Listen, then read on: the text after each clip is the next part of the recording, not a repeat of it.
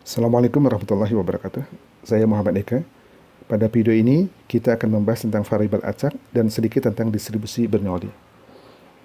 Materi matematika peminatan di kelas 12 semester 2, ini tentang statistika. Nanti pembahasan yang utamanya tentang distribusi binomial dan distribusi normal. Hari ini kita akan membahas variabel acak dan distribusi Bernoulli sebagai pengantar. Rencana pembelajaran dalam pekan ini tadi sudah disampaikan, yaitu variabel acak dan distribusi Bernoulli. Sementara nanti distribusi binomial dan distribusi normal di pekan-pekan berikutnya. Statistika itu secara garis besar ada dua kelompok pembahasan, yaitu statistika deskriptif dan statistika inferensial. Statistika deskriptif kegiatannya melakukan pengolahan data, pengumpulan data, kemudian pengolahan data, dan nanti datanya disajikan dalam bentuk grafik, dalam bentuk chart, disebutkan nilai statistiknya, mean, median, modusnya. Ini yang sudah dipelajari di matematika umum. Datanya diambil dari sampel atau dari populasi. Kalau dari populasi, maka lakukan analisis untuk menyatakan karakteristik populasi yang ditelaah setelah kita mendapatkan hasil dari pengolahan dan penyajian data tadi. Nah, ini yang kita bicarakan di statistika deskriptif. Sementara kalau datanya dari sampel, maka kita akan menggunakan sampel itu untuk menguji karakteristik populasi yang dihipotesakan. Nah, ini kajian di statistika inferensial. Statistika inferensial ini bisa berupa statistika parametrik atau non-parametrik. Yang parametrik ini yang numeriknya bisa diskrit, bisa datanya bisa kontinu. Yang distribusi variabel acak diskrit itu banyak nih. Di SMA kita hanya akan mempelajari tentang distribusi binomial. Sebenarnya masih ada lagi distribusi yang lainnya. Dan yang kontinu juga banyak. Kita hanya mempelajari distribusi normal, yang normal pun yang normal standar nantinya. Baik, sebelum kita mempelajari tentang distribusi itu, kita mencoba mengenal dulu tentang variabel acak. Variabel acak itu adalah suatu fungsi. Kalau kita nyatakan variabel acaknya sebagai X dengan huruf kapital, itu adalah suatu fungsi yang menghubungkan bilangan, sebutlah bilangannya X kecil, dengan setiap unsur dalam ruang sampel. Nah, ruang sampel ini nanti istilahnya tentang ruang sampel akan dikenal di peluang. Jadi anak-anak mestinya sebelum kita mempelajari tentang ini, kita sudah mempelajari terlebih dahulu tentang kaidah pencacahan dan peluang nih. Tapi sayang, materi itu berada di semester sekarang dan kita baru belajar pekan ini untuk kaidah pencacahan bagian awal. Kalau peluang, belum sama sekali. Tapi mudah-mudahan pengetahuan di SMP tentang peluang ada sedikit memberikan gambaran.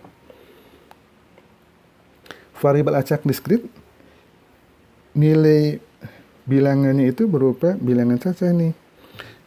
Data diskrit itu data yang diperoleh dari hasil menghitung atau mencacah. Misalnya banyak peserta yang ikut pertemuan virtual lewat Google Meet, ada berapa nih? Ada 32.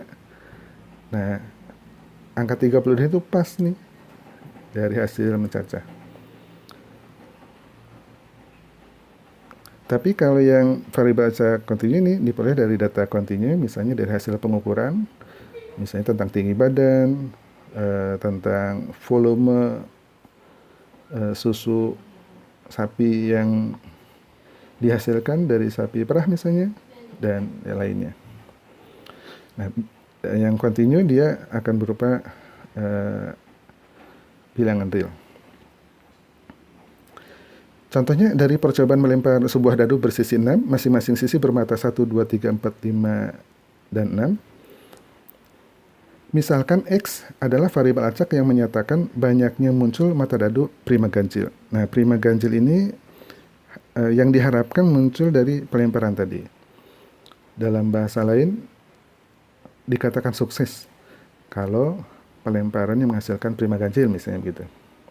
Nah, variabel acaknya adalah X akan bernilai 1 jika muncul sesuai yang diharapkan, 3 atau 5. Tadi istilah lainnya sukses nih. Jadi kalau sukses, variabel acaknya bernilai 1 sebelah. Oh, ini untuk 1 kali pelemparan. Nah, X-nya kalau yang tidak sukses, gagal, ini bernilai 0 misalnya. Yaitu pada saat yang munculnya 1, 2, 4, atau 6. Nah, ini yang sederhana nih, variabel acak yang sederhana hanya ada 2 begini. Yang itu nanti dibicarakan di distribusi Bernoulli. Menentukan variabel acak. Kita lihat contoh nomor 1 pada percobaan melempar undi sebuah koin yang bersisi angka sebelah disimbolkan dengan A dan bersisi gambar disimbolkan dengan G yang dilakukan 3 kali. Tentukan variabel acak X yang menyatakan muncul angka. Nah, harapannya munculnya angka nih. Kalau kita melempar yang kali pertama bisa saja muncul gambar, kali kedua masih muncul gambar, kali ketiga masih muncul gambar. Mungkin nanti harapan yang lain bisa muncul gambar, atau yang ketiganya baru angka. Nah, kumpulan lengkap dari kemungkinan yang ada kita sebut sebagai ruang sampel atau semesta pembicaraan. Kalau dihubungkan dengan himpunan ya ketika di SMP. Nah, kalau nanti dikaitkan dengan peluang, ini yang disebut dengan ruang sampelnya. Jadi bisa muncul gambar tiga-tiganya atau angkanya muncul sekali di lemparan ketiga atau lemparan kedua atau lemparan pertama, atau muncul angka 2 kali atau muncul angkanya 3 kali. Nah, apa-apa yang ada di ruang sampel itu kalau kita hubungkan dengan definisi variabel acak tadi, dia ada sebuah fungsi. Dia akan terhubung dengan bilangan yang ada pada variabel acak. Nah, variabel acaknya sebutlah X. Kalau yang ini, G tidak ada angka sama sekali, berarti angkanya 0. Tidak, yang kita harapkan 0 nih. Berarti ini di variabel acaknya 0. Sementara untuk yang ini, muncul angkanya 1. Jadi yang kita harapkan hanya muncul 1. Ya, kita nyatakan di variabel acaknya nilainya 1. Sementara yang ini, muncul angkanya 2, sehingga di variabel acaknya kita dapatkan angka 2. Dan yang terakhir, kita dapatkan tiga-tiganya angka. Jadi nanti di variabel acaknya 3. Jadi nilai variabel acak yang mungkin dalam kegiatan nomor 1 ini nilainya 0, 1, 2, atau 3. Baik, yang nomor 2, sekarang kita lihat toleransi diameter baja tulangan beton polos berdiameter 10 mm adalah plus minus 0,5 mm. Pada label kawat baja, tertulis diameter 1 cm plus minus 0,05 mm.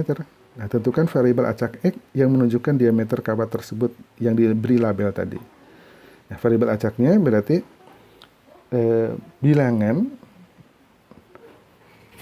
dari diameter tersebut yang menunjukkan diameter tersebut berada di kisaran 1 plus minus 0,05. 1 cm itu berarti 10 mm dikurangi 0,05. Paling kecilnya, paling panjangnya 10 ditambah 0,05. Jadi diameternya berada di kisaran 9,95 mm dan 10,05 mm. Nah, data yang ini, yang nomor 1 ini, variabel acaknya ditampilkan seperti ini. Berbeda dengan yang nomor 2. Yang nomor 1 ini itu untuk variabel acak diskrit, yang nomor 2 ini contoh untuk variabel acak kontinu. Jadi yang variabel acak kontinu dia berupa interval. Ya. Sementara kalau yang variabel acak diskrit dia berupa kumpulan bilangan cacah. Baik, kita lanjutkan sekarang latihan soal. Untuk menguji hasil produksi bohlam per hari, setiap bohlam yang baru diproduksi dinyalakan dan kemudian dihitung banyak bohlam yang mati. Nah, ini yang seperti ini terkait dengan variabel acak yang diskrit apa yang kontinu. Kalau banyaknya bohlam ya dicacah ya, dihitung, tidak diukur. Jadi kalau begitu dia termasuk variabel acak diskrit. Dan variabel acaknya apa? Ya banyak bohlam nih yang mati ya. Jadi variabel acaknya banyak bohlam yang mati. Berapa banyak bohlam yang matinya? Bisa tidak ada berarti 0. Kalau yang matinya 1 berarti 1. Jadi nanti nilai variabel acaknya bisa 0, 1, 2, dan sampai N. N itu adalah jumlah maksimum produksi bohlam yang dilakukan dalam satu hari atau perharinya. Jadi kalau misalnya dalam satu harinya hanya 25, berarti nanti variabel acaknya 0, 1, 2, sampai 25. Yang kedua, untuk menguji titik leleh suatu zat, setiap zat dipanaskan dalam wadah yang terpasang pengukur suhu. Nah, ini kalau suhu itu berarti tidak bisa kalau kita dicacah ya, dilakukan dengan pengukuran, sehingga kalau begitu dia variabel acak kontinu. Dan variabel acaknya menyatakan suhu dari titik leleh suatu zat ya. Dan nanti seperti apa nilai X-nya? Kalau yang variabel acak kontinu dia berupa interval ya. Intervalnya suhu yang titik leleh terendah sampai titik leleh yang tertinggi, yang paling dingin sampai yang paling panas itu. Nah, berapa nilainya mungkin nanti dikonfirmasi ya di pengetahuan kita tentang fisika. Selanjutnya, contoh berikutnya, Badu sekeluarga menangkap ikan di kolam. Kolam itu ada ikan masnya, ada ikan nilemnya, ada ikan nila. Nah, setelah menangkap 5 ikan, dihitung nih berapa banyak ikan yang tertangkap. Nah, kalau banyak ikan berarti variabel acak diskrit. Variabel acaknya adalah banyak ikan mas yang tertangkap. Berapa banyaknya? Bisa 0, tidak tertangkap sama sekali ikan mas yang tertangkap, nilem dan nila misalnya. Bisa tertangkapnya cuma 1, dan maksimumnya yang ini ya, maksimumnya 5. Berarti variabel acaknya 0, 1, 2, 3, 4, 5. Contoh berikutnya, peternak sapi perah lokal harus mencatat produksi susu sapinya ya, per sapinya per harinya, setiap harinya. Normalnya sapi perah lokal rata-rata menghasilkan 13 liter atau 15 liter per hari. Nah, kalau ini berarti volume produksi susu ya dalam liter, berarti dia variabel acak kontinu. Dan nanti variabel acaknya adalah banyaknya produksi susu sapi, dalam ini dinyatakan dalam volume berapa liter itu ya. Dan nanti rentangnya volume yang terendah sampai volume yang tertinggi. Nah, gitu. Kita lanjutkan tentang distribusi peluang sekarang. Suatu fungsi bisa berupa fungsi peluang, tapi ada syaratnya. Syaratnya yang pertama, fungsi peluangnya fx itu harus berada di antara 0 dan 1 untuk setiap x pada variabel acak. Atau nilai peluang, distribusi peluangnya berada di antara 0 atau 1. Ini dinyatakan dalam bentuk fungsi ya. Tetapi ada syarat berikutnya, yaitu kalau dijumlahkan seluruh nilai fungsinya tersebut akan bernilai 1. Nah, kalau dua syarat ini terpenuhi, maka dia tergolong kepada distribusi peluang. Distribusi peluang itu bisa berupa distribusi peluang diskrit, contohnya distribusi Bernoulli, distribusi binomial, nanti ada distribusi hipergeometrik, ada distribusi Poisson, tapi yang kita pelajari nanti yang distribusi binomial saja. Nanti ada yang distribusi peluang kontinu, ada distribusi normal atau normal standar, ada distribusi eksponensial, ada uniform, dan masih banyak lagi yang lainnya. Yang kita pelajari hanya distribusi normal. Kita lihat bagaimana tentang hal ini pada percobaan melempar undi sebuah koin bersisi angka dan gambar yang dilakukan 3 kali lemparan dengan variabel acak X yang menyatakan muncul angka. Yang tadi sudah dibahas ya. Sudah dibahas ini variabel acaknya X sama dengan bisa 0 pada saat munculnya GGGG atau 1 pada saat muncul angkanya 1 AGG, GAG atau GGA. Bernilai 2 variabel acaknya pada saat muncul angkanya 2 kali AAG, AGA, GAA, atau bernilai 3 pada saat muncul angkanya 3. Di 3 kali lemparan itu 3-3-nya muncul angka. Nah, sekarang fungsi peluangnya. Fungsi peluangnya bisa menggunakan simbol fx ya, atau p x sama dengan x. X yang besar itu variabel acak, x-nya itu anggota dari variabel acaknya yang kecilnya ya. Tapi kita belum belajar nih tentang peluang ya. Kalau tadi dalam pelemparan 3 buah koin itu, satu koin dilempar 3 kali ya, maaf ya. Kita punya ruang sampelnya ada berapa nih? 1, 2, 3, 4, 5, 6, 7, 8. Jadi kita punya NS-nya adalah 8. Sebutlah untuk yang ini, ada kejadian munculnya gambar. Nah, berapa banyak kejadiannya? 1 nih.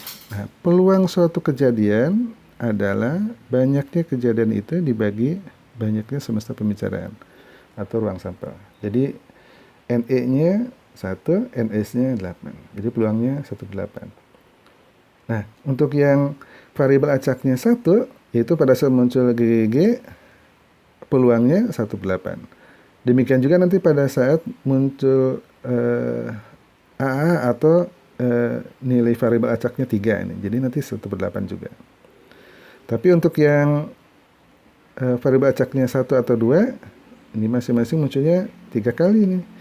Berarti 3/8 ya. Nah, nanti kita bisa tuliskan bahwa fungsi peluangnya ada 1/8 jika X-nya 0 atau X-nya 3. Dan akan bernilai 3/8 jika X-nya 1 atau 2. Nah, dalam fungsi peluang ini kita tetapkan ada nilai lain, yaitu nilainya 0 pada saat X lainnya nih. Jadi kalau nilai X-nya bukan 1, bukan 2, bukan 0, bukan 1, bukan 2, bukan 3, maka nilai peluangnya 0. Nilai peluang itu berada di antara 0 dan 1. Kurang lebih analoginya kalau 0 itu mustahil dan 1 itu pasti ya. Jadi kalau ada nilai X, nilai variabel acak di luar variabel acak yang terdefinisi, di luar 0, 1, 2, 3 di dalam pembicaraan ini, maka peluangnya tidak mungkin, artinya peluangnya 0. Baik, nah tapi ada syarat kedua. Syarat pertamanya nilainya harus di antara 0 dan 1. Ini sudah memenuhi nih. 1/8 sudah berada di antara 0 dan 1. 3/8 di antara 0 dan 1. Nah, demikian juga 0 ya. 0 pas di 0-nya. Tapi jumlah yang ini, jumlah dari PX ini, jumlah kumulatifnya harus 1 nih. Kalau F0 itu sama saja dengan PX sama dengan 0 nih. Jadi nanti F0 pada saat variabel acaknya 0 ya, itu sama dengan PX sama dengan 0. Jadi sekarang kalau Fx1 kita dapatkan berarti F0 tambah F1 tambah F2 tambah F3. Atau kalau mau dituliskan lebih awal, nanti ini Fx1, ini Fx2, ini Fx3, dan ini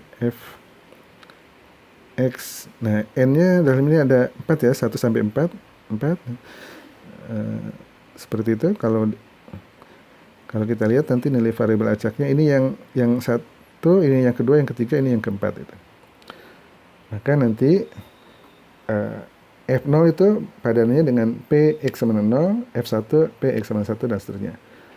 Dan yang ini nilainya tadi 1/8, ini nilainya 3/8, ini nilainya 3/8, ini nilainya 1/8. Sehingga kita dapatkan 1/8 tambah 3/8 tambah 3/8 tambah 1/8 sama 1. Nah, syarat yang keduanya terpenuhi. Jadi kasus melempar sebuah koin 3 kali dengan variabel acak 0, 1, 2, 3 itu memenuhi persyaratan dinyatakan sebagai fungsi peluang. Baik, kita lanjutkan. Sekarang latihan soal yang kedua. Tunjukkan bahwa fungsi berikut merupakan fungsi peluang. Fungsinya adalah Px sama dengan X kuadrat tambah 2 dibagi 38. X-nya sama dengan 1, 2, 3, 4. Nah, ini seperti tadi kita harus tunjukkan bahwa syaratnya terpenuhi kalau dia fungsi peluang. Syaratnya Px sama dengan X-nya untuk setiap X itu harus berada di antara 0 dan 1. Yang kedua, kumulatifnya dari nilai Px sama X-nya itu harus sama dengan 1. Kita coba periksa, uji syarat yang ke-1, Px sama 1 sama dengan 38, memenuhi, Px2 sama dengan 6 per 38, 2 itu berarti 2 kuadrat, 4 tambah 2, 6 dibagi 38. Kemudian Px sama dengan 3, 3 kuadrat 9 tambah 2 berarti 11 dibagi 38. Berada di antara 0 dan 1 juga. Px sama dengan 4, itu 4 kuadrat 16 tambah 2, 18 dibagi 8. Berada di antara 0 dan 1. Jadi syarat pertama untuk seluruh X yang X-nya ada 1, 2, 3, 4 itu sudah terpenuhi. Tinggal kita coba lihat syarat yang keduanya. Jumlahnya berarti 3 tambah 6 tambah 11 tambah 18 dibagi 38. 38 per 38 sama dengan 1. Nah, dengan demikian kita sudah bisa menunjukkan bahwa yang nomor 1 ini terpenuhi sebagai fungsi peluang ya. Ada soal nomor 2, sebuah variabel acak X mempunyai distribusi peluang yang dirumuskan sebagai berikut. Px sama dengan X sama dengan M dikalikan 1 per 3 pangkat X kalikan 2 per 3 pangkat 4 min X. Untuk X-nya 0, 1, 2, 3, 4. Tentukan nilai M dan tentukan nilai dari P, X lebih dari sama dengan 1. Kita coba periksa kalau X-nya 0, berarti nanti Px sama dengan 0 itu M dikalikan 1 per 3 pangkat 0, 2 per 3 pangkat 4, 2 pangkat 4 itu 16, 3 pangkat 0, seperti pangkat 0 1 ya, jadi 3 pangkat 4, 81. Berarti 81 M, 18 per 81 M. Nah, kemudian yang Px sama dengan 1, M, 1 per 3 pangkat 1, 2 per 3 pangkat 3, sama dengan 2 pangkat 3, 88 per 81 M. Px sama dengan 2, M kali 1 per 3 pangkat 2, 2 per 3 pangkat 2, 2 pangkat 2-nya 4 ya. 3 pangkat 3, 3 pangkat 3, 99, 81. Jadi 4 per 81 M. Pada saat X-nya 3, M 1 per 3 pangkat 3, dikalikan 2 per 3 pangkat 1. 2 pangkat 1, 2, jadi 2 per 81 M. Dan yang terakhir, Px sama dengan 4, M kalikan 1 per 3 pangkat 4, dikalikan 2 per 3 pangkat 0, didapat 1 per 81 M. Nah, ini kita coba jumlahkan, hasilnya 18 tambah 8 tambah 4 tambah 2 tambah 1. 18 tambah 8 tambah 4 tambah 2, 30 tambah 1, 31. 31 per 81 M. Dia harus sama dengan 1, maka M-nya berarti 81 per 31. Nah, syarat yang pertama sudah terpenuhi. Kita tidak sedang membicarakan tentang pengujian ini ya. Kita sedang mencari nilai M. Nilai M-nya sudah kita dapatkan. Sekarang tinggal nilai dari Px lebih dari sama dengan 1. Untuk Px lebih dari sama dengan 1, ya berarti Px sama dengan 1 ditambah Px sama dengan 2, tambah Px sama dengan 3, tambah Px sama dengan 4. Nah, seperti itu ya. Nah, Px sama dengan 1-nya ini 81, kita dapatkan berarti 8 tambah 4 tambah 2 ditambah 1, 15 per 81 M berarti ya. 15 per 81 M, atau M-nya kan sudah didapatkan 81 per 31, jadi kita dapatkan 15 per 31. Selanjutnya soal nomor 3, ini disediakan untuk latihan ya. Kita bahas sekarang tentang distribusi Bernoulli sedikit saja, bahwa distribusi Bernoulli ini punya ciri, yaitu percobaannya dilakukan sekali, dan hasilnya ada 2, yaitu sukses atau gagal. Sedikit tadi sudah dibicarakan di awalnya. Variabel acaknya, X-nya bernilai 1 jika sukses atau bernilai 0 jika gagal. Probabilitas suksesnya dilambangkan dengan P, dan probabilitas gagalnya dinyatakan dengan Q. Nah, kalau kita sudah belajar peluang, nanti peluang satu kejadian ditambah dengan peluang komplemennya itu sama dengan 1 nih. Kalau suatu kejadian itu nilai peluangnya P, yang sukses itu P, kalau tidak sukses berarti gagal. Nah, peluangnya berarti Q nih, jumlahnya harus sama 1. Berarti Q-nya sama dengan 1 dikurangi P. Jadi nanti fungsi peluangnya akan bernilai P pada saat sukses, yaitu variabel acaknya 1, akan bernilai Q atau 1 min P pada saat gagal, yaitu pada saat variabel acaknya bernilai 0. Dan pada saat nilai variabel acaknya selain 0 dan 1, maka nilai peluangnya 0. Rata-ratanya, nah rata-ratanya di sini disimbolkan pakai mu sama dengan P. P-nya itu tadi peluang sukses, dan ragamnya nyatakan dalam sigma kuadrat. Ini notasi sigma yang huruf kecil ya di huruf Yunani. Itu sama dengan P kali Q. Peluang sukses kalikan peluang gagal, atau P kalikan 1 min P. Kita lihat contoh. Sebuah dadu bersisi 6 bermata 1, 2, 3, 4, 5, 6 diundi 1 kali. Nah, sekali lagi, jadi ciri dari distribusi Bernoulli itu melakukan eksperimennya 1 kali. Jika diketahui muncul mata dadu prima ganjil, ini sebagai kejadian yang sukses. Nah, tentukan nanti fungsi peluang, rata-ratanya, dan ragamnya. Kita dapatkan semesta pembicaraan dari melempar sebuah dadu yang dilempar sekali itu 1, 2, 3, 4, 5, 6. Kemudian sukses pada saat muncul prima ganjil, yaitu muncul 3 atau 5. Banyaknya semesta pembicaraan 6, banyaknya kejadian sukses ada 2. Maka nanti peluang dari kejadian itu adalah 2/6 nih, atau 1/3, yang tadi disimbolkan dengan P ya. Jadi dia akan bernilai 1/3 P-nya. Variabel acaknya tadi sudah dibicarakan di sini. Variabel acaknya nanti 1 dan 0. 1 pada saat sukses dan 0 pada saat gagal. Nah, peluang suksesnya P tadi sudah dihitung, yaitu 1/3, dan fungsi peluangnya, ya fungsi peluangnya yang ini. Ya, P-nya 1/3, jadi nanti dia akan bernilai 1/3 kalau sukses pada saat variabel acaknya 1, akan bernilai 1 min P atau 1 dikurangi 1/3 atau 2/3 pada saat variabel acaknya 0 atau pada saat gagal.